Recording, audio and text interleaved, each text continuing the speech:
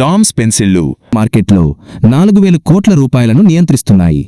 ఇప్పుడు మీరు కాస్త జూమౌట్ చేసి మీ స్కూల్ జీవితాన్ని గుర్తు చేసుకుంటే ఈ పెన్సిల్ లేదా అది కూడా ఉపయోగించిన గుర్తు వస్తుంది. కానీ డామ్స్ అనే ఈ బ్రాండ్ పెన్సిల్ పరిశ్రమలో కొత్త విప్లవాన్ని తీసుకొస్తోంది. పెన్సిల్ బ్రాండ్ గురించి, దాని వృద్ధి వ్యూహం గురించి మాట్లాడటం కొంచెం విచిత్రంగా అనిపించవచ్చు. కానీ నమ్మండి, డామ్స్ యొక్క కథ పెద్ద పెద్ద కంపెనీలను సవాలు చేసి ఇప్పుడు పెన్సిల్ మార్కెట్ను ఆధిపత్యం చేసే విధానం నిజంగా ఆకర్షణీయం. ఈ రోజు వీడియోలో ఉమర్గాంలోని ఒక చిన్న పెన్సిల్ తయారీ కంపెనీ ఈ సంవత్సరం 1000 కోట్ల రూపాయల ఆదాయాన్ని ఎలా సాధించబోతోంది, అప్సరా, నటరాజ్, కామ్లిన్ వంటి పెద్ద కంపెనీలను ఎలా ఎదుర్కొంది, స్టేషనరీ మార్కెట్ను ఎలా జయించింది అనే విషయాలను మనం చర్చిస్తాం. ఇది ఒక వ్యాపార కథ.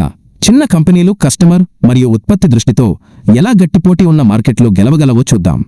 సరిగ్గా భారతీయ స్టేషనరీ మార్కెట్ గురించి మాట్లాడుకుందాం. ఇక్కడ మొత్తం పరిశ్రమను 4 ప్రధాన కుటుంబాలు నియంత్రిస్తాయి. మొదట హిందుస్థాన్ పెన్సిల్స్, నటరాజ్ మరియు అప్సర వంటి ప్రధాన బ్రాండ్లతో రోజుకు 8 మిలియన్ పెన్సిల్స్ తయారు చేసే అతిపెద్ద తయారీ యూనిట్. తర్వాత కొకియో కామ్లిన్ను నియంత్రించే దండేకర్ కుటుంబం. మూడవది ఇతర బ్రాండ్ల కోసం పెన్సిల్స్ తయారు చేసే ఓఈఎం వ్యాపారాన్ని నడిపే ధన్కానీలు. చివరగా డామ్స్ను నడిపే సంతోష్ రవేషియా మరియు అతని కుటుంబం. భారతదేశ స్టేషనరీ మార్కెట్ సుమారు 4000 కోట్ల రూపాయల విలువైనది.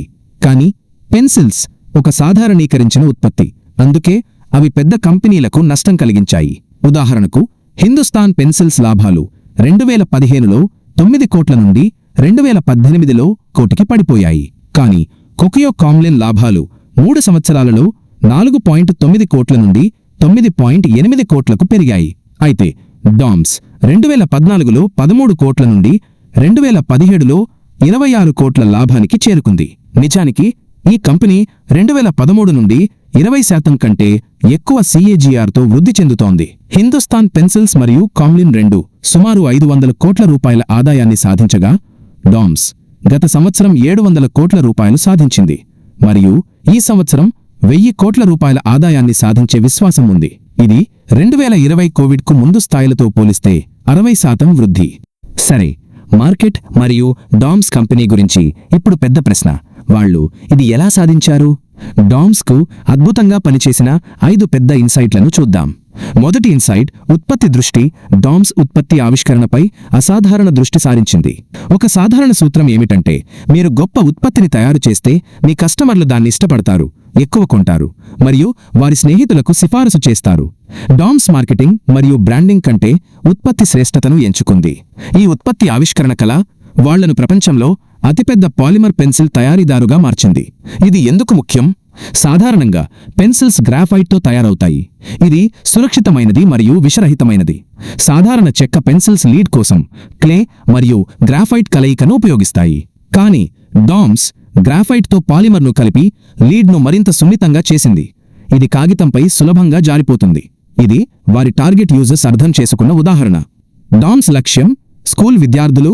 వీరు పెన్సిల్ స్ట్రోక్ లేదా నిబ్ వెడల్పును పట్టించుకోరు. వారి ప్రధాన పని ఇంట్లో లేదా స్కూల్లో రాయడం. అందుకే పాలిమర్తో గ్రాఫైట్ కలపడం వల్ల డామ్స్ పెన్సిల్స్ బలమైన నల్లటి లీడ్ను కలిగి ఉంటాయి. ఇది పిల్లలకు సున్నితమైన రాయడం అనుభవాన్ని అందిస్తుంది. అంతేకాక త్రిభుజాకార పెన్సిల్ బాడీని పరిచయం చేశారు. స్కూల్ పిల్లలు రోజుకు 4 నుండి 5 గంటలు రాస్తారు.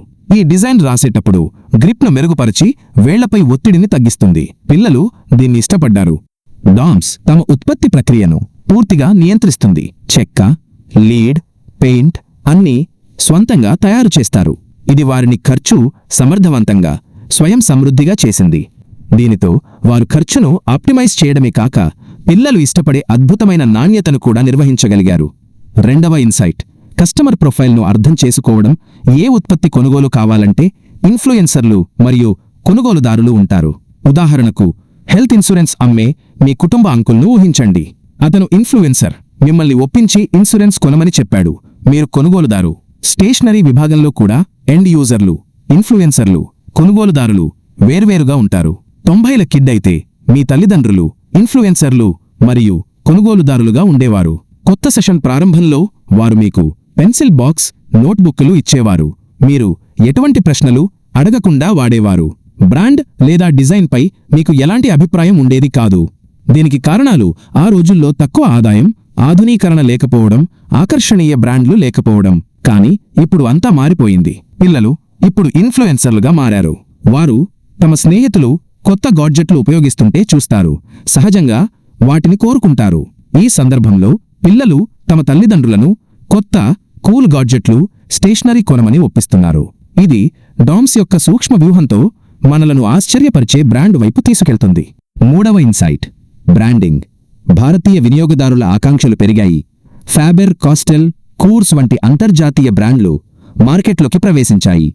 స్టేషనరీ మార్కెట్ను నాణ్యత మరియు ధరలో గట్టిపోటీగా మార్చాయి. సాధారణీకరించిన మార్కెట్లో వేరుగా నిలబడటానికి ఒకే మార్గం బ్రాండ్ను నిర్మించడం. వినియోగదారులలో బ్రాండ్ స్పృహ పెరిగింది. వారు నాణ్యతకు హామీ ఇచ్చే బ్రాండ్ కోసం ఎక్కువ చెల్లించడానికి సిద్ధంగా ఉన్నారు. డామ్స్ తమ మెయిన్ మోటివ్ మార్కెటింగ్ ప్రకటనల కంటే గొప్ప ఉత్పత్తిని ఎంచుకోవడం అనుసరించి బ్రాండింగ్ను అద్భుతంగా జయించింది. ముఖ్యంగా వారి ప్యాకేజింగ్. ఆలోచించండి, డామ్స్ స్టేషనరీ పిల్లలు స్కూల్కు తీసుకెళ్లడం ప్రారంభించినప్పుడు ఒక సంచలనంగా మారింది. వారి పెన్సిల్స్, రబ్బర్లు, షార్ప్నర్లు అన్నీ రంగురంగులవి. అవి త్రిభుజాకారంలో ఉంటాయి. ఇది మార్కెట్లోని ఇతర ఉత్పత్తుల నుండి వాటిని తక్షణం వేరు చేసింది. అంతేకాక ఒక సూక్ష్మమైన విషయం, డామ్స్ రబ్బర్లకు పిల్లలు ఇష్టపడే ఒక ప్రత్యేకమైన తీపి వాసన ఉంది. ఇవి పిల్లల స్నేహితుల సర్కిల్లో గొప్పగా చర్చించబడే అనుభవాన్ని సృష్టించాయి. ఇది డామ్స్కు అపారమైన బ్రాండ్ ప్రేమను, ప్రకటనల అవసరం లేకుండా సేల్స్ను పెంచింది. నాల్గవ ఇన్సైట్, డిస్ట్రిబ్యూషన్. డామ్స్ను నడిపే సంతోష్ రవేషియా కిస్సాన్తో 2 సంవత్సరాలు పనిచేసి భారతదేశంలో డిస్ట్రిబ్యూషన్ ఎలా పనిచేస్తుందో అర్థం చేసుకున్నారు. ఇది వారికి డిస్ట్రిబ్యూషన్ను ఖచ్చితంగా జయించడంలో సహాయపడింది. డామ్స్కు 1000 కంటే ఎక్కువ ఛానల్ భాగస్వాములు అహ్మదాబాద్, సూరత్, రాజ్కోట్, ముంబై వంటి కీలక నగరాల్లో 3000 డిస్ట్రిబ్యూటర్లు ఉన్నారు. మార్కెటింగ్పై భారీగా ఖర్చు చేయకుండా వారు సేల్స్, R&D, పీపుల్ మేనేజ్మెంట్పై దృష్టి పెట్టారు. ఆ రోజుల్లో కంపెనీలు తమ డిస్ట్రిబ్యూషన్ నెట్వర్క్లపై పెద్దగా శ్రద్ధ పెట్టేవి కావు. డామ్స్ దీన్ని మార్చాలని నిర్ణయించింది. వారి డిస్ట్రిబ్యూషన్ బేస్ పూర్తి పారదర్శకతతో పనిచేస్తుందని నిర్ధారించారు.